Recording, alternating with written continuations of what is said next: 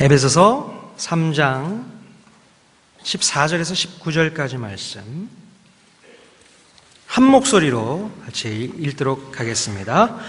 이러므로 내가 하늘과 땅에 있는 각 족속에게 이름을 주신 아버지 앞에 무릎을 꿇고 비노니 그의 영광의 풍성함을 따라 그의 성령으로 말미암아 너희 속사람을 능력으로 강건하게 하시오며 믿음으로 말미암아 그리스도께서 너희 마음에 계시게 하시옵고 너희가 사랑 가운데서 뿌리가 박히고 터가 굳어져서 능히 모든 성도와 함께 지식에 넘치는 그리스도의 사랑을 알고 그 너비와 길이와 높이와 깊이가 어떠함을 깨달아 하나님의 모든 충만하신 것으로 너에게 충만하게 하시기를 구하노라. 아멘. 오늘은 에베소서 강의 8번째 시간으로 두 가지 사역, 성령이라는 제목으로 말씀 증거해 주시겠습니다.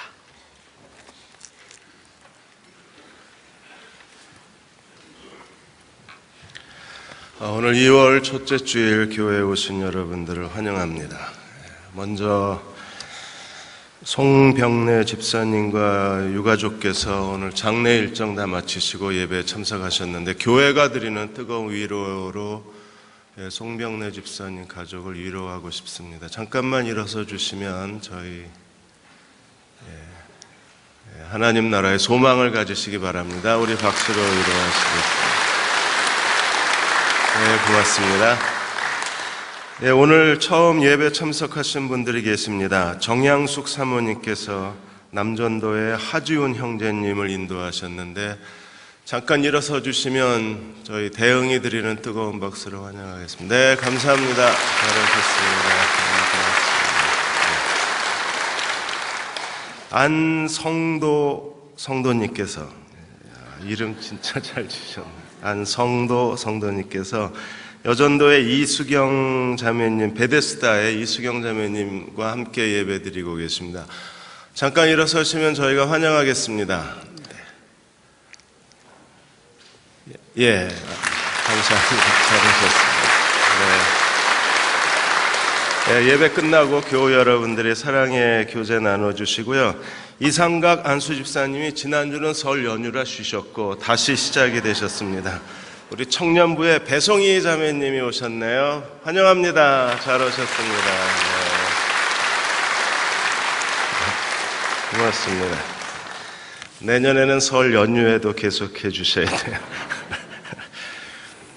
네, 오늘 읽어주신 본문의 말씀을 가지고 두 가지 사역 중에 성령의 사역을 오늘 같이 나눌 텐데요. 성령의 사역도 오늘하고 다음 주 2번에 걸쳐서 성령의 사역에 대해서 함께 말씀을 나누겠습니다. 여러분들께 소개해드리고 싶은 칼럼이 하나 있습니다. 여몽철의 월요일 아침 편지라는 칼럼인데요. 대전 시장님이십니다. 어느 교회 출석하시는지 이분이 글을 참 잘 쓰시고 지적이고 감동적인 글을 제가 받았습니다. 305번째 월요일 아침 편지의 내용입니다. 프란시스 후쿠야마 교수가 쓴 신뢰, 트러스트라는 책을 통해서 한 국가의 경쟁력이 신뢰의 수준에 의해 결정된다고 하셨고요. 또 켄 블랙차드가 쓴 신뢰가 답이라는 책을 통해서 사람을 둘러싸고 있는, 당신을 둘러싸고 있는 모든 문제를 풀어줄 관계의 기술도 신뢰라고 말씀을 하셨고, 에릭 유슬 러너가 쓴 신뢰의 힘이라는 책을 인용하셔서 결국에 한 가정이나 사회나 국가나 또 어느 단체의 경쟁력은 그 사람의 신뢰의 수준에 달려 있다고 했습니다. 현대경제연구원 보고서를 인용하셔서 한국의 신뢰 수준은 얼마나 될까요? 한국의 신뢰 지수는 30.2%로 노르웨이, 스웨덴, 핀란드, 북유럽 국가들에 비해서 형편없이 낮고 OECD 국가 평균이 38%랍니다. 그보다 훨씬 낮은 수준의 한국의 신뢰 지수가 발표가 됐다고 했습니다. 결국 신뢰를 잃어버리면 우리가 모든 걸 다 잃어버릴 수밖에 없기 때문에 교회도 마찬가지입니다. 가정도 가족이 얼마나 서로를 신뢰하느냐, 한 국가의 경쟁력도 국민이 얼마나 정치인을 신뢰하고 또 정치인이 얼마나 국민들을 신뢰하느냐에 달려있고, 기업도 교회도 마찬가지입니다. 우리가 신뢰할 수 있는 사람이 돼야 하는데, 다른 사람이 나를 신뢰하지 않는다고 불평할 것이 아니라 신뢰받지 못하게 행동하는 나 자신을 먼저 점검해야 될 것입니다. 그리스도인이 신뢰받지 못한다면 그는 어디를 가서도 하나님과 동행하는 하나님의 사람이라고 인정받지 못하게 될 것입니다. 구원받았다는 것은 정말 놀라운 일입니다. 왜냐하면 에베소서에서 하나님이 우리를 구원하셨는데, 에베소 1장 3절에 14절까지 보시면 삼위일체 하나님이 공동으로 사역하셔서 우리를 구원하신 거예요. 성부 하나님이 계획을 하셨죠. 성자 하나님은 우리를 구속하셨죠. 성령 하나님은 우리 안에 보증으로 들어와 계시고, 그래서 한 사람이 구원받은 거예요. 교회는 그리스도의 몸이라고 했습니다. 교회가 그리스도의 몸이 되기 위해서도 삼위일체 하나님이 공동으로 사역을 하신 결과로 우리가 그리스도의 몸의 지체가 된 겁니다. 에베소 2장 22절에 보시면 너희도 성령 안에서 하나님이 거하실 처소가 되기 위하여 그리스도 예수 안에서 함께 지어져 가느니라. 성령 안에서 하나님이 거하실 처소, 그리스도 안에서 삼위일체 하나님이 공동으로 역사하심으로 오늘 그리스도의 몸의 지체가 되어 우리가 하나님 나라를 섬기는 거예요. 한 사람이 성화되는 데에도 삼위일체 하나님이 공동으로 사역을 하십니다. 그래서 오늘 16절에 성령으로 말미암아, 17절에 믿음으로 그리스도가, 19절에 하나님의 충만하신 것으로 충만하게, 성령이 주도하셔서 한 사람의 성화를 이루심으로 그리스도를 통해서 우리로 하여금 데려가시는 성화의 궁극적 목적지가 어디입니까? 하나님의 충만하신 것으로 너희를 충만케 하시기를 원한다 그랬어요. 하나님의 충만하신 것으로 충만한 사람들, 그들은 어디를 가든지, 그가 기업에 있던, 가족들과 함께 있던, 이웃과 함께 있던 교회 공동체 안에서 모든 사람들에게 신뢰를 받을 수밖에 없는 사람. 우리가 서로를 믿어줄 수만 있다면, 서로를 신뢰할 수만 있다면, 그래서 서로를 기대하고 기다려줄 수만 있다면 우리 사회는 더 놀라운 발전을 이루어갈 수 있을 것이며, 온갖 불신과 갈등과 다툼과 분열에서 우리는 벗어나서 진정한 국가 경쟁력뿐 아니라 개인의 경쟁력을 가질 수 있을 것입니다.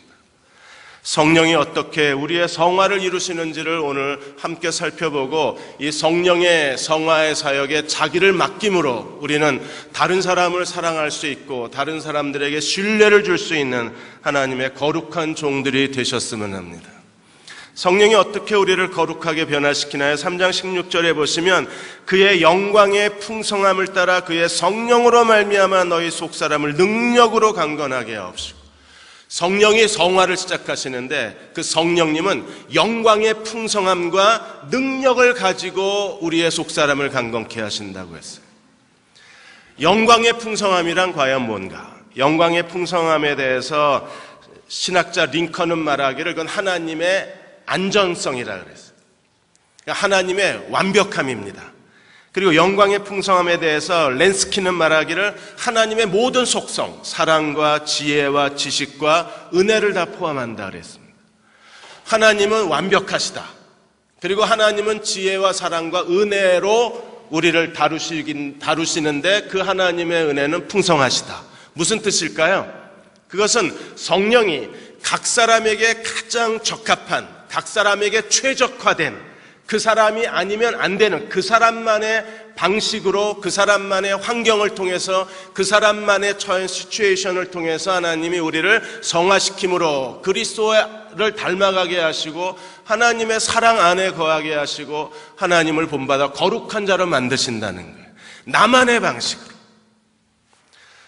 저는 하나님이 저를 목회자로 부르시기 위해서 저는 3년 내내 해마다 7월이면 제가 쓰러졌습니다. 그냥 쓰러진 게 아니라 하나님이 거의 죽도록 저를 패셨습니다.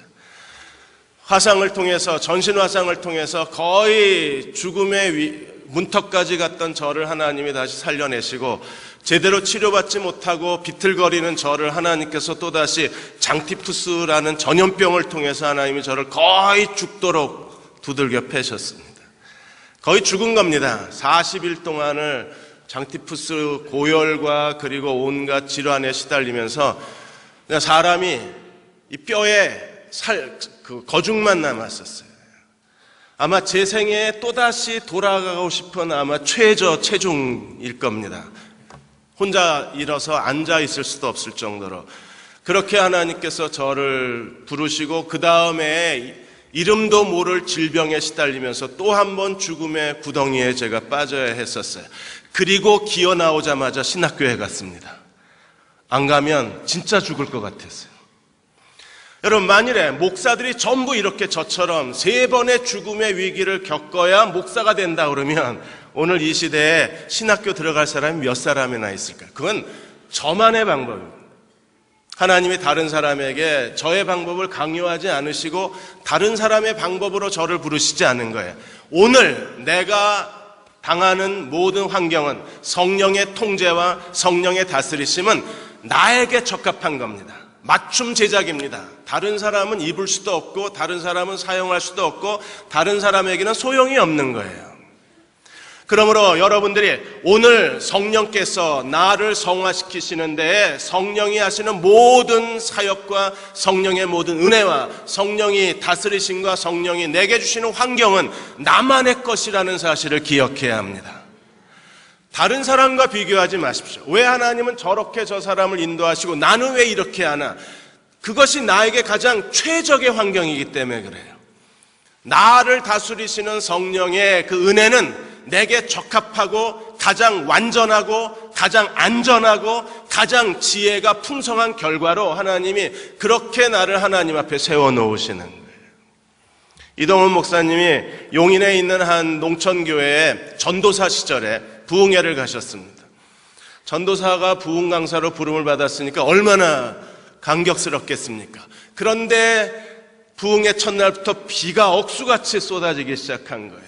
이동훈 목사님이 비를 그쳐야 되겠다.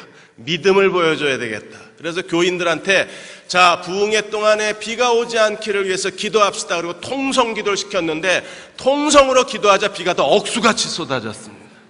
슬며시 겁이 났습니다. 망신당할 것 같았습니다. 그래서 이동훈 목사님이 지혜롭게 생기셨잖아요. 한 발 쓱 뺐습니다.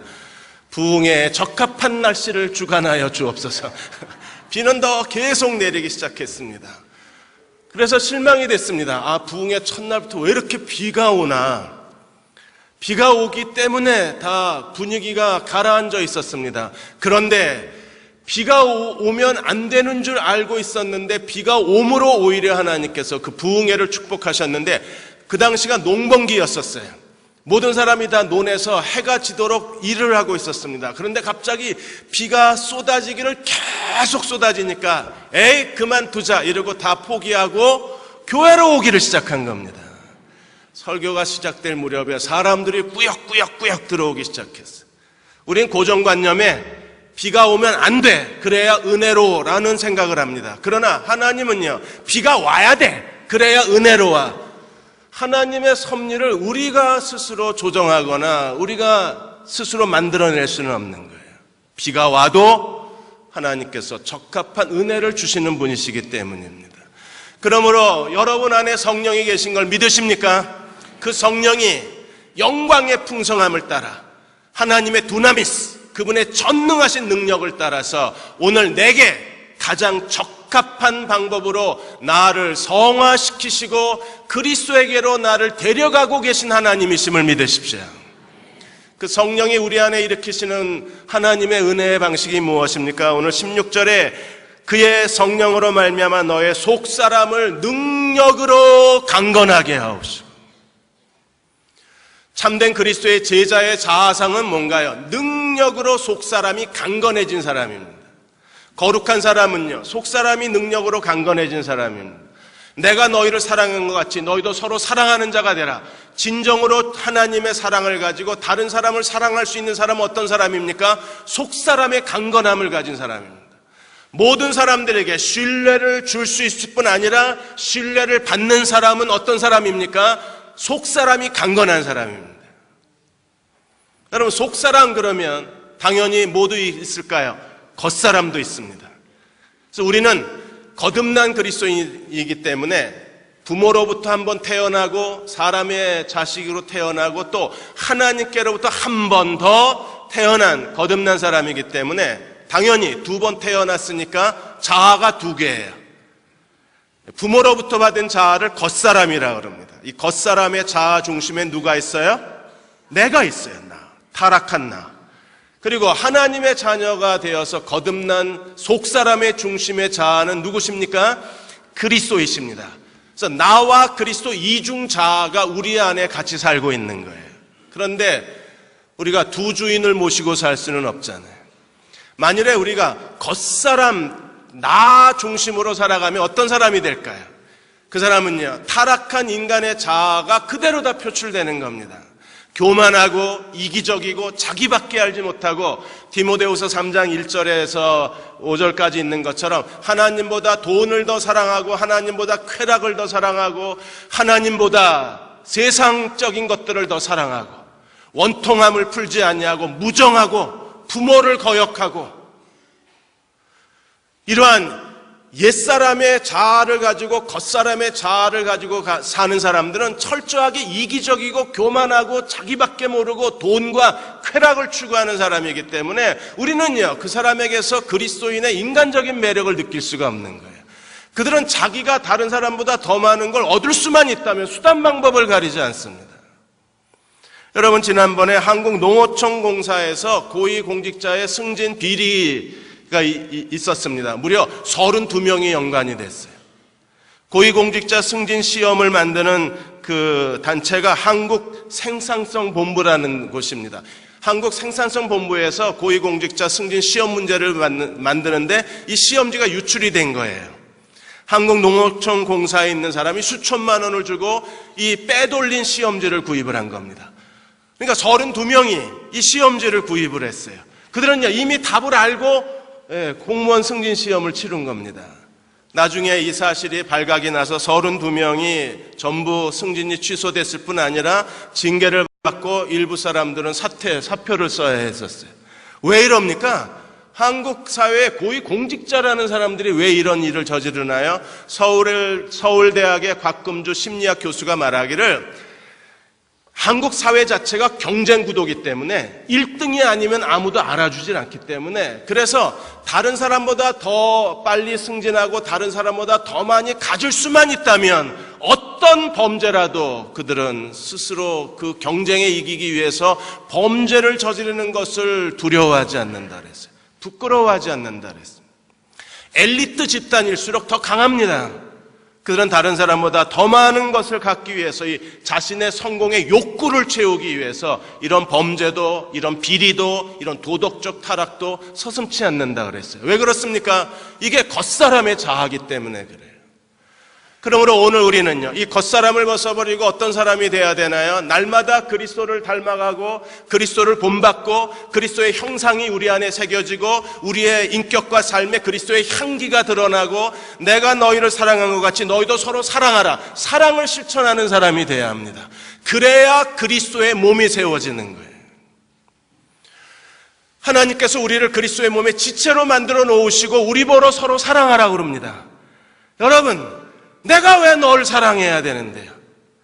염홍철의 아침 편지에 보시면 사랑은 불륜이라 그랬습니다. 강신주 박사님의 글을 인용해서 무슨 소리인지 궁금하시면 이 편지를 구독하십시오. 사랑은 불륜입니다. 왜 불륜이에요? 지금까지 부모를 사랑했던 애가 아들이라고 가정을 합시다. 그 아들이 여자친구가 생겼어요. 그러면요, 사랑은 불륜입니다. 엄마를 버리고 이제부터 누굴 사랑해요? 여자친구를. 그래서 사랑은 불륜이랍니다. 재밌지 않나요? 우리가 그리스도가 사랑하신 것처럼 서로 사랑하는 사람이 되어야 하는데 내가 왜 널 사랑하냐고 묻게 되면 옆 사람 쳐다보십시오. 내가 왜 그 사람을 사랑해야 됩니까? 내가 원해서 그리스도의 몸이 된 것도 아니고 하나님이 우리를 구원하셔서 너희끼리 그리스도의 몸이다 이렇게 만들어 놓으시곤 말씀하시길 사랑해. 사랑이 되나요? 이번 설 연휴 동안에 여러분들이 가족과 함께 모이셨습니다. 가족, 친척과. 행복하셨나요? 안녕들 하셨습니까? 가족만 모이면 기분 나빠지는 사람들이 있답니다. 그냥 준 것도 없고 받은 것도 없는데 얼굴을 보는 순간부터 불쾌해진대요. 왜 그런지 모르겠답니다. 뭔가 같이 혈연 공동체잖아요. 가족이라는 게. 혈연 공동체인데도 불구하고 같이 있기가 너무 힘들고 같이 있다는 것 자체가 너무 버겁고 웃는 소리도 듣기가 싫고 얼굴이 안 보였으면 좋겠다는 거예요. 가족도 사랑하기 힘든데 하나님이 우리를 구원해 놓으시고 하나님의 자녀로 삼아 놓으시고 우리를 한 성령으로 말미암아 한 몸의 지체로 만들어 놓으시고 말씀하시기를 너희는 서로 사랑하랍니다. 어떻게 이런 일이 가능합니까? 그래서 속사람이 강건해져야 되는 거예요. 속사람이 강건해지지 않으면 우리는 누구라도 사랑할 수 없고 사랑할 이유도 없고 사랑할 능력도 없고 사랑하고 싶은 마음도 없는 겁니다. 오늘 성령께서 우리의 속사람을 강건케 하시는데 속사람이 강건하다는 이 헬라어 단어가 크레타이 오데나이라는 단어예요. 이 크레타이 오데나이가 아주 재밌는 말입니다. 크레타이 오데나이는 하나는 작아지면 하나는 커지는 거예요. 반비례합니다. 하나가 없어지면 하나가 생겨요. 하나가 점점점 약해지면 하나가 점점점 강해지는 겁니다. 그러므로 속사람이 강건해져야만 우리 안에 어떤 심리적 변화가 일어나나요? 속사람이 강건해지면 우리 안에 어떤 내면의 자아가 완성됩니까? 나는 점점 작아지고 그리스도는 점점 커지는 거예요. 육신의 소욕은 점점 말라 비틀어지고 성령의 소욕은 점점 강하게 성장해 가는 거예요. 내가 없어지고 그리스도가 나를 사시게 되어야 그때야 우리는 비로소 서로 사랑할 수 있고 하나님 앞에 거룩한 자아를 가질 수 있고 우리는 이 땅에 살아가는 동안에 예수 그리스도를 함께 자신의 모든 것을 주님께 헌신하고 바칠 수 있는 사람이 될 수 있는 겁니다. 제자의 삶의 그 모든 가능성이 어디 있느냐 하면 속사람의 강건함에 있는. 그래서 성령은 우리에게 두 가지를 가르치시는데 하나는 약해지려면 자기의 실수와 자기의 실패를 통해서 자기가 얼마나 형편없고 무가치하고 무능한 사람인가를 알아야 되잖아요.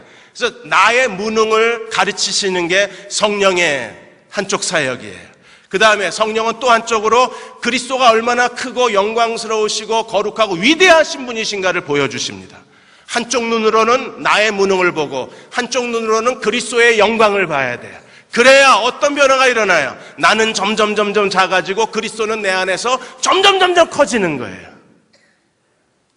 그렇게 될 때 그 그리스도가 내 인생에 내 안에 살아계시고 그리스도가 나를 지배하시게 되면 어떤 결과가 옵니까? 하나님의 충만하신 것으로 너희가 충만케 되기를 원하노라. 삼성이 이번에 삼성 입사 취직시험 제도를 바꾸려고 했다가 한바탕 시끄럽게 혼란이 일어나자 다시 모든 걸 다 대학 총장 추천제 이런 것들 다 취소하고 다시 예전에 취직시험 제도로 돌아갔어요. 여러분 예전에 취직시험 제도는요. 학교 4년 대학 평균 3.0 이상 성적표가 그리고 삼성이 치르는 입사시험을 치러야 합니다. SSAT라고. 이 SSAT가 네 분야의 시험을 치르게 됐는데 언어, 상식 이런 걸 치르게 됐는데 이번에 하나가 더 추가됐어요. 공강, 지각 능력 분야를 추가합니다. 그렇게 했는데도 올 상반기에 삼성에 취직하고자 하는 젊은이가 10만 명입니다. 삼성이 취직시험을 치르는데 100억을 쏟아붓습니다. 왜 그 많은 돈을 쏟아붓습니까? 한국 사회의 최고의 인재들을 다 데려가겠다는 거예요. 4년 평균 학점 3.0 이상, SSAT 최고 성적자들. 이 시험 치르고 나면 또 면접을 치러야 합니다. 그래서 제일 좋은 사람은 다 데려가고 싶은 거예요. 여러분, 하나님 나라에 하나님께서도 성령의 이 성화를 통해서 속사람을 강건하게 만드심으로 하나님께서 우리 모두를 이 사회에서 가장 필요로 하는 사람, 이 사회에 가장 가치 있는 사람, 이 사회에 어디를 가든지 어떤 사람에게든지 하나님 나라뿐 아니라 가정과 사회에서도 신뢰받을 수 있는 사람들, 그들이 어떤 사람들입니까? 하나님의 충만한 것으로 충만한 사람들. 그들은 어디를 가든지 인정받을 수밖에 없어요. 그럼 성령이 속사람을 만들어 가시는데 어떤 과정을 거치는가? 세 가지 방식이 있습니다. 여러분, 이 세 가지 방식을 기억하셔야 돼요. 이게 성령의 성화의 설계도예요. 제가 이 설계도 훔쳐갖고 나왔어요. 이 세 가지 설계도를 갖고 여러분이 자기를 만들어야 되는 거예요. 이 세 가지 설계도대로 자기를 만든 사람들은요, 어디를 가나 누구에게나 사랑받는 사람이 될 수 있어요. 양광모 휴먼 네트워크 연구 소장님이 계십니다.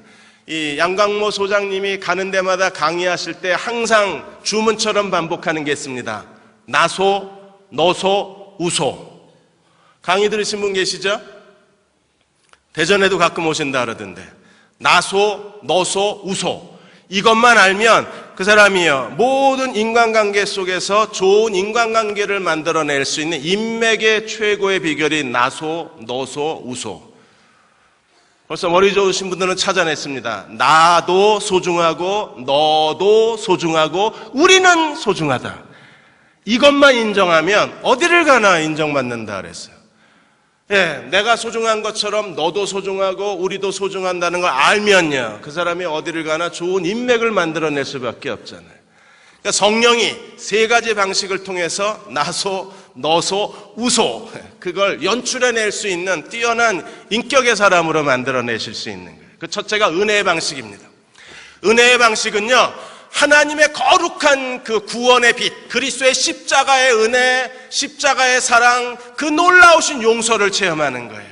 마음에 하나님의 복음에 예수 그리스도의 그 십자가의 은혜와 예수 그리스도의 얼굴의 거룩한 빛이, 마음에 그 빛이 쏟아져 들어온 사람들, 주님의 거룩한 빛이 마음에 쏟아져 들어온 사람들은 그 앞에 자기가 얼마나 더럽고 추하고 형편없고 얼마나 무기력하고 쓸모없는 사람인가 자신에 대한 거대한 자각이 일어나요.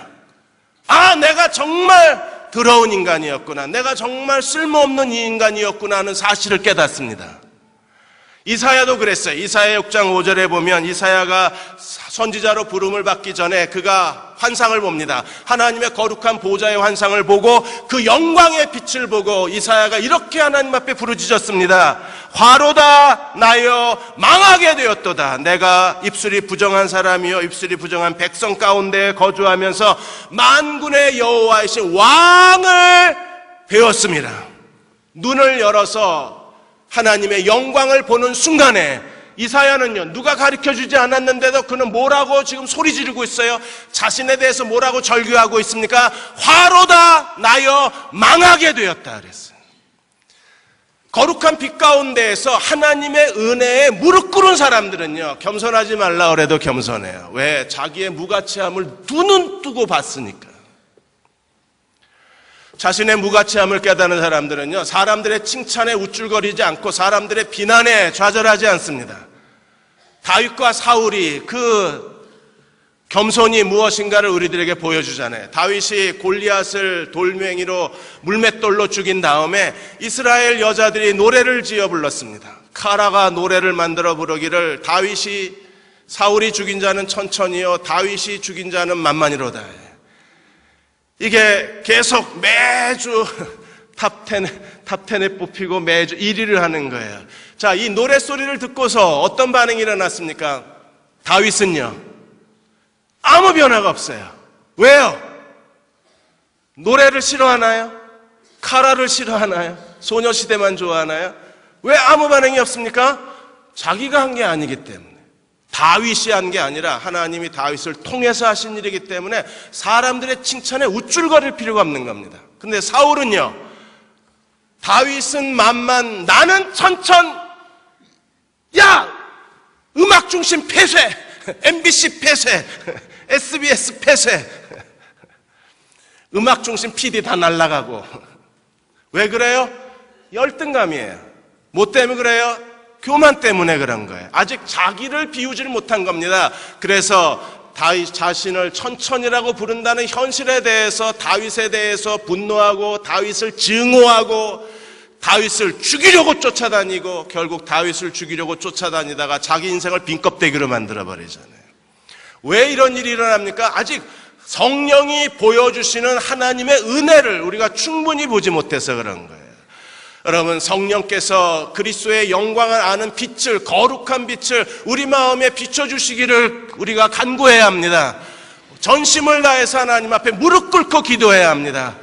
그래서 오늘 바울도 3장 14절 16절까지 모든 족속에 이름을 주신 아버지 앞에 무릎을 꿇고 기도하는 거예요. 왜? 기도 외에는 이 거룩한 성령의 역사를 가져올 수 없기 때문에 전심을 다해서 기도해야 합니다. 눈을 열어 그리스도의 영광, 복음의 영광, 하나님 나라와 그 보좌를 보게 하여 주옵소서. 그들이 그 빛을 보는 순간에 화로다 나여 망하게 되었도다. 스스로 십자가 앞에 무릎 꿇는 그 순간에 그들은 자신의 무가치함을 알고 자기는 나는 죽고 그리스도는 사는 속사람의 강건함의 자리로 나아갈 수 있는 거예요. 두 번째로 성령께서 하시는 일이 무엇입니까? 그것은 시련의 방식입니다. 왜 그리스도인에게 고난이 있어야 합니까? 하나님이 크고 작은 고난을 통해서 우리 가운데 하고 계신 일이 뭐예요? 여러분, 시련과 고난과 고통은요, 자기 무능을 깨닫게 하는 겁니다. 내가 무능하다는 걸 내가 알아야 돼요. 그래야 나를 버리고 누구를 의지해요? 그리스도를 의지하기 때문에. 그런데 아직까지도 자기가 괜찮은 사람처럼 생각이 되고 아직까지도 자기가 쓸만한 사람처럼 여기고 아직까지도 사람들이 자기에 대해서 비난하는 거에 대해서 못 견뎌하게 되면 아직 자아가 처리되지 않은 거예요. 그러므로 성령께서는요, 오늘도 우리의 환경을 통제하시고 우리의 모든 삶의 상황들을 만들어 가시고 우리 곁에 사람들과의 인간관계를 통해서 성령이 지금도 하고 계신 일이 뭐냐 하면 너는 십자가에 죽어야 돼. 넌 아무 가치도 없어. 너는 자기의 죄를 이길 수도 없고 너 자신을 이길 수 없는 무능한 존재야. 너는 무능해. 이걸 가르쳐 주시는 거예요. 그걸 배우기 위해서 성령께서는요, 철저하게 우리의 환경에 시련과 고통과 실패를 통해서 우리의 자아를 다루시는 거예요. 그럼 1800년대에 파스테르가 그 닭콜레라에 걸린 농부들, 1897년에 농부들의 요청에 의해서 닭콜레라를 그 전염병을 퇴치할 수 있는 약을 개발하기 시작했습니다. 그러다가 우연한 기회에 닭콜레라에서 그 콜레라 걸린 닭에게서 피를 뽑아내가지고 세균을 배양을 했는데 배양된 세균은요, 진짜 콜레라 균보다 훨씬 약하다는 사실을 알게 돼요. 거기서 백신을 개발한 겁니다. 그래서 한번 콜레라에 걸린 닭에게서 피를 빼가지고 세균을 배양해서 그걸 다른 닭에게 넣었더니 닭이 하루 이틀 콜레라를 앓고는 다시는 콜레라에 걸리질 않는 거예요. 백신 예방이 처음 개발되는 순간입니다. 이걸 파스테르가 공개해버렸잖아요. 그거 특허받았으면 떼돈 버셨을 텐데 그거 공개해버리셨어요. 그리고 나중에 70회 생일에 파스테르가 뭐라 그럽니까? 한 길만 가라. 한 길만 가고 망설이거나 주저하지 않고 여기저기 한눈 팔지 않고 한 길만 가면 하나님이 어느 날 당신에게 기회를 주신다. 파스테르가 70회 생일 때에 그 연구 업적에 대해서 사람들이 칭찬하자 그 말을 남겨놓은 겁니다. 여러분, 하나님도 동일해요. 성령이 환경을 통해서 시련과 어려움과 여러 가지 아픔을 통해서 우리에게 백신을 만드시는 거예요. 자신의 죄를 눈으로 봐야 죄에서 떠나요. 자신의 교만을 두 눈 뜨고 그것을 부끄럽게 쳐다본 사람들이 교만해서 자유할 수 있는 거예요. 자기가 하나님 앞에 얼마나 무능하고 게으르고 나태한 존재인지 자기 자신을 있는 그대로 자신의 내면을 들여다본 사람들만이 그리스도에게로 가서 그 더러운 죄로부터 벗어날 수 있는 거예요. 거울은요, 우리의 겉모습밖에 못 보여줘요. 여러분, 거울은요, 진짜 내가 아닙니다. 진짜 나를 보려면요, MRI나 CT를 찍어야 돼요. 아니면 초음파라도 해야 합니다. 여러분, 어떤 사람은 평생 자기 간이 어떻게 생겼는지도 모르고 그 간 덕분에 살아갑니다. 여러분, 여러분의 간이 어떻게 생겼는지 알고는 계신가요? 여러분, 머리뼈는 어떻게 생겼는지 알고 계십니까? 저는 이 목디스크 수술하느라고 제 머리뼈를 수십 번은 본 것 같아요. 비로소 제가 태어나서 처음 제 머리뼈를 봤습니다. MRI로 찍어야 내면에 감추인 것들이 드러나는 거예요. 그걸 드러내시면서 주님은 거기서부터 우리를 자유케 하시는 게 성령의 두 번째 방식, 시련의 방식이에요. 그러므로 성령에 의해서 성화된 사람들은 베드로전서 4장 1절에서 3절에 있는 것처럼 그리스도께서 이미 육체의 고난을 받으셨으므로 너희도 같은 마음으로 갑옷을 삼으라. 이는 육체의 고난을 받은 자가 죄를 그쳤음이니. 육체의 고난, 그것을 통해서 얻는 결과는 어떤 결과예요?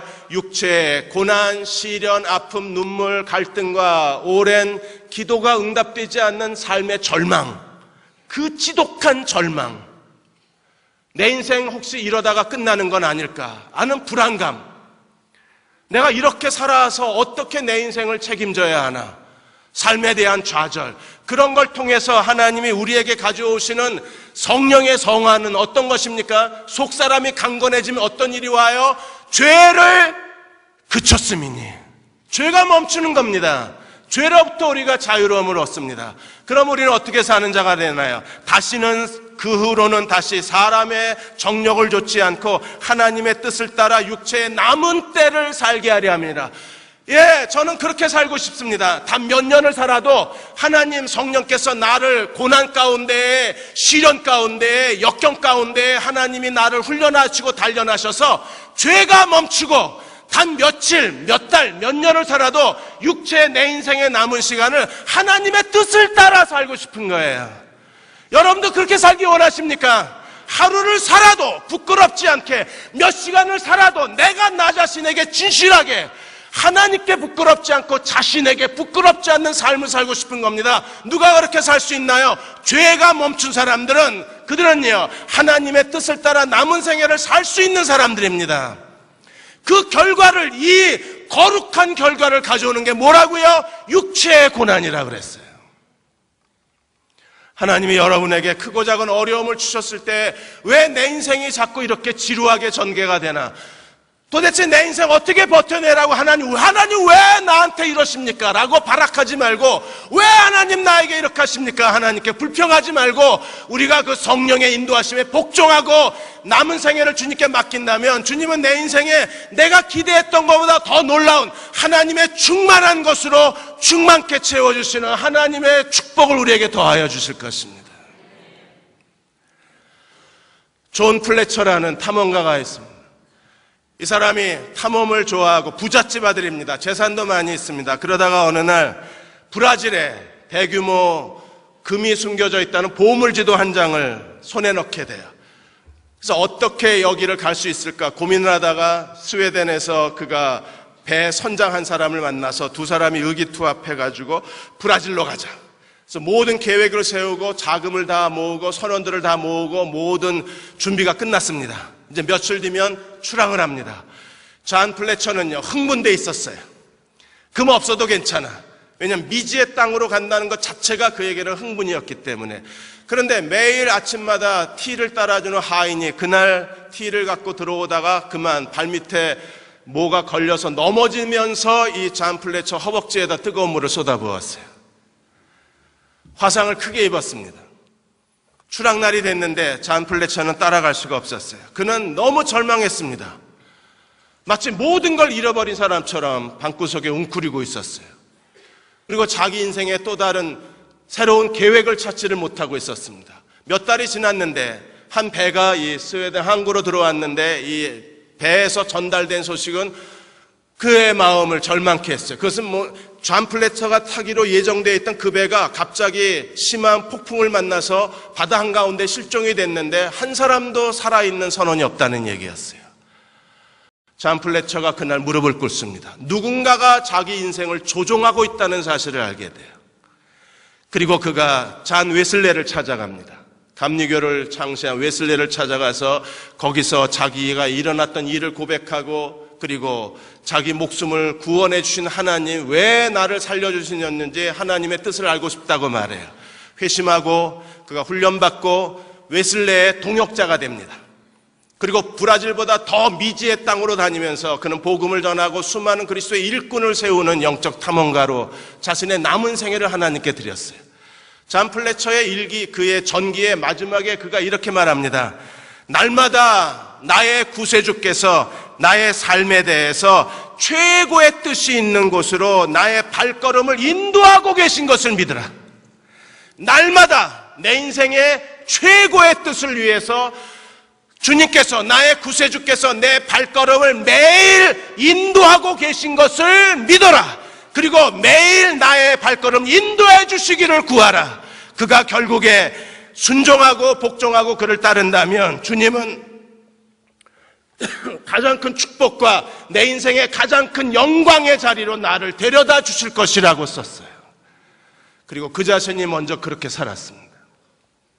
성령이 오늘도 여러분의 삶 속에서 일으키고 있는 모든 일들은 그냥 우연히 일어난 게 아닙니다. 철저하게 계획되고 철저하게 하나님의 타이밍에 의해서 조절되고 있는 거예요. 그 모든 삶의 환경을 통해서 하나님은 최고의 뜻을 위해서, 나의 인생의 최고의 목표를 위해서, 진정한 영적 충만을 위해서 오늘도 날마다 나의 걸음을 인도하고 계신 하나님이심을 믿어야 합니다. 그 일을 위해서 성령이 내 안에 와 계신 거예요. 성령 충만하다는 것은요, 어떤 영적 환타지 아닙니다. 성령 충만하다는 것은 영적 은사의 체험이 아니에요. 누가 성령 충만한 사람입니까? 매일매일 성령께 복종해서 날마다 성령이 인도하시는 대로 순종하며 나아가 결국에는요, 죄가 그쳐지고 육체의 남은 때를 하나님의 뜻대로 사는 사람들이 진정으로 성령 충만한 사람들입니다. 그들은 어떤 사람이 될 수 있을까요? 오늘 베드로전서 4장 3절에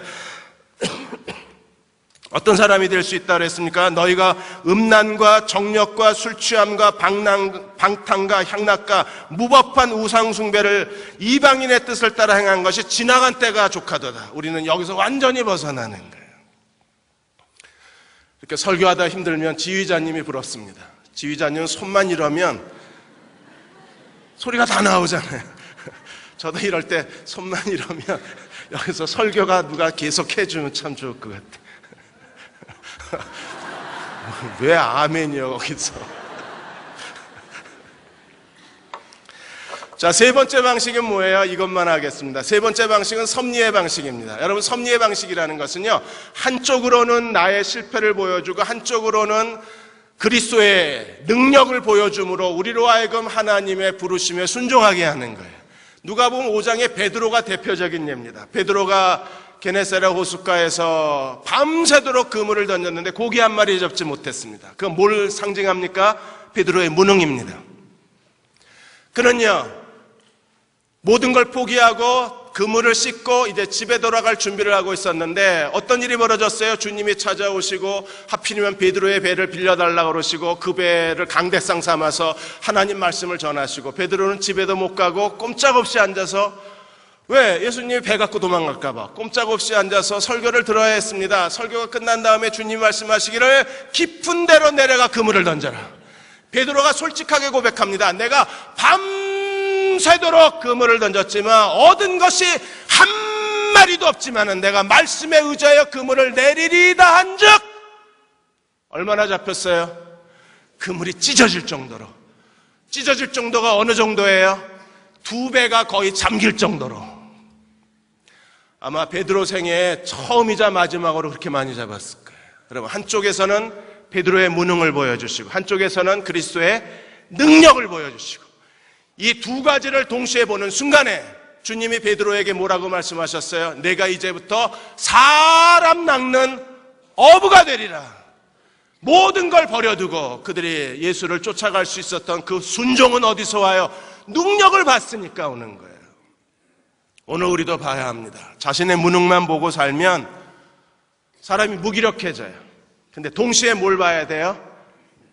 나를 구원해 주신 구세주의 영광, 그리스도의 능력을, 그분의 지혜를 보게 되면 우리는 어떤 사람이 될 수 있습니까?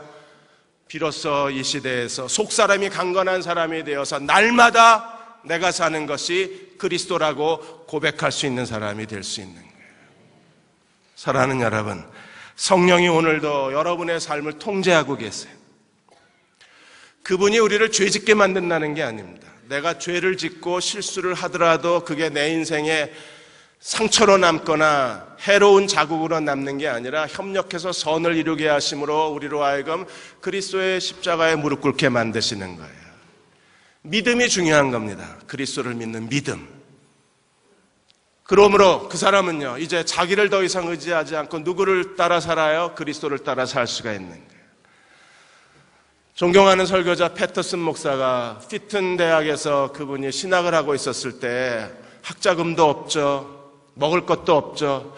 너무 절망스러워서 수업에 앉아 있는데 그 얼굴 표정이 그냥 우울 그 자체였었어요. 그러다 어느 날 교회사 교수가 강의가 끝나고 나서 이 패터슨을 불러서 세웠습니다. 힘들지? 예, 많이 힘듭니다. 신학을 중단하려고 합니다. 더 이상 등록금 댈 형편도 없고 생활비를 댈 여유도 없고 공부도 너무 힘들고 그만 가고 싶습니다. 여기서 중단하고 싶습니다. 그때 교회사 교수가 이런 말을 합니다. 무슨 일이 있는지 궁금하지만 그러나 한 가지만 잊지 말라. 너는 우연히 이곳에 온 것이 아니라는 것. 하나님이 너를 이곳에 데려오셨다는 것. 하나님이 너를 데려오신 이상 그분이 돌보신다는 것. 이것만 잊지 마라. 여러분, 우연히 이곳에 온 것이 아닙니다. 하나님이 여러분을 어떤 목적이 있어서 이곳에 데려오셨습니다. 그분이 데려오신 이상 그분이 돌보아 주실 것입니다. 우리가 이것만 잊지 않는다면 우리는 성령께 복종할 수 있고, 우리가 성령께 복종하는 한 성령은 우리를 속사람이 강건한 사람으로 만들어내실 수 있어요. 이러한 믿음의 종들이 되시기를 주의 이름으로 축원합니다. 이 시간에 우리 귀하신 주여 날 붙드사 함께 찬양하면서 기도하는 시간을 갖겠습니다. 귀하신 주여 날 붙드사 주께로 날마다 더 가까이 저 하늘나라 나 올라가 구주의 품 안에 늘 안기어 영생의 복 받기를 원합니다. 시련당하고 어려움 당하면 자꾸 하나님에게서 멀어집니다. 여러분, 그럴수록 주님께 가까이 오셔야 돼요. 힘들고 아무것도 하기 싫을 때 그때에도 우리가 하나님께 더 가까이 나와야 합니다. 오늘 이 찬양 부르시면서 주님과의 관계가 회복되어지시고 성령께서 여러분을 마음껏 사용하셔서 진정한 성화가 우리 안에 일어나시기를 주의 이름으로 기원합니다. 1절 2절 부르시고 기도하고 3절 4절 부르겠습니다.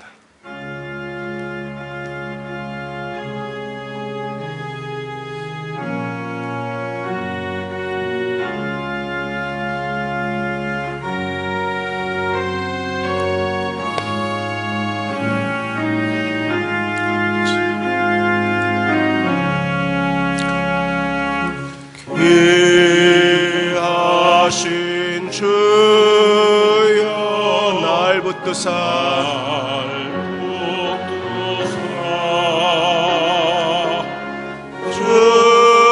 주께로 날마다 더 가까이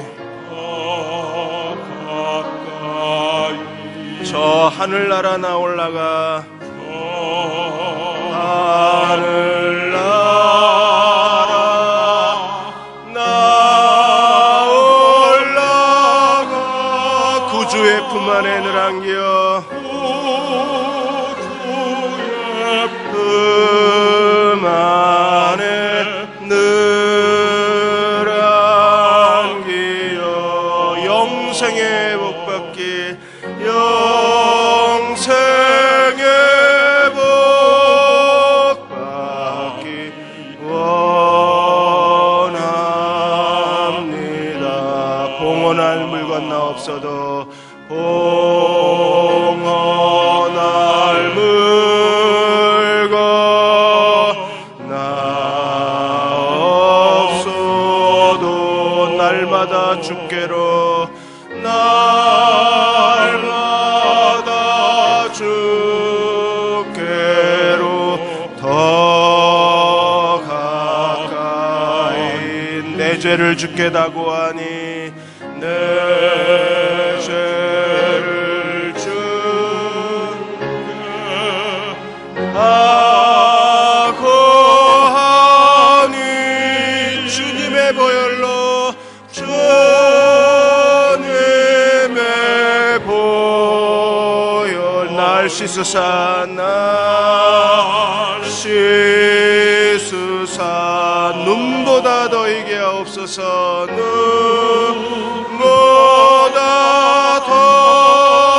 더이게 하옵소서.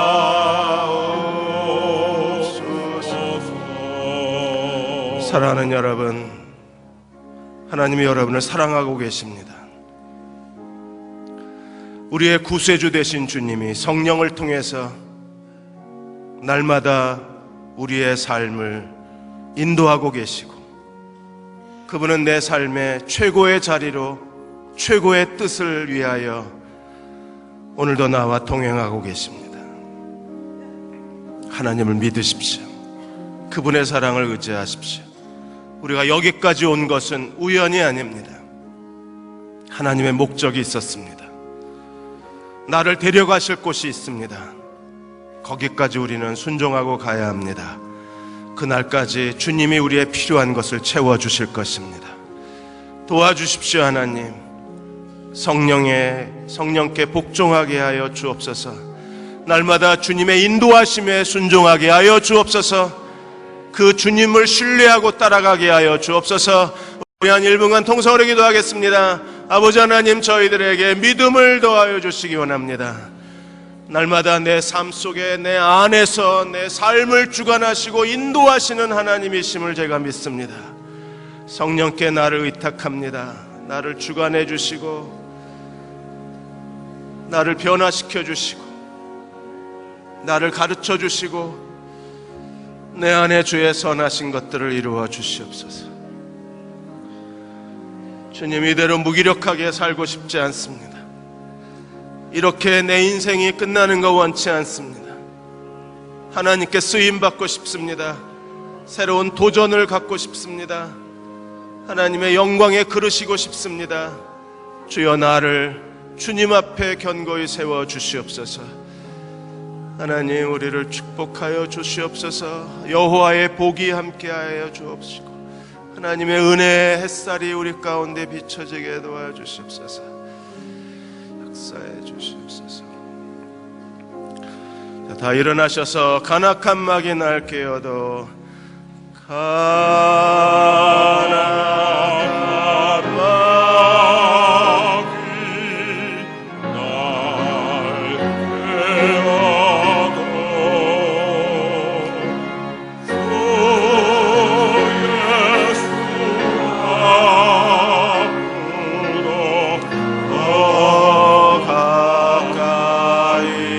이 세상 속한 그야 허영심, 세상 속한 그 허영심, 또 주한 생각을, 또 주한 생각 다 버리고 다 버리니 정결한 맘 내게, 정결한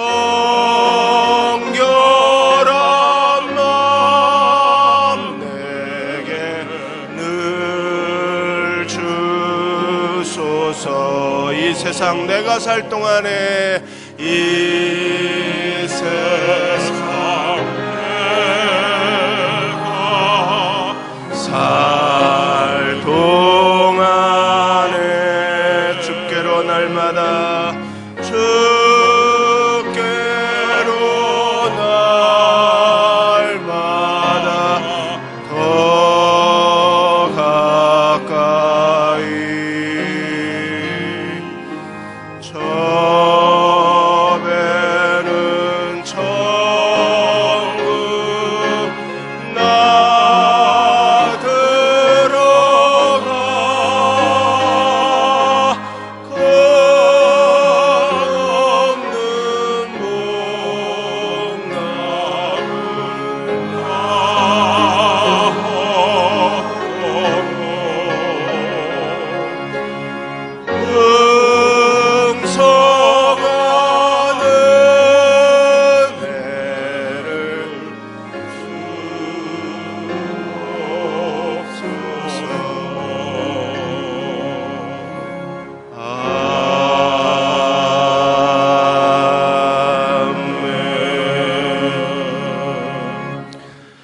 저희가 겪는 시련이 시간 낭비가 되지 않게 해 주옵소서.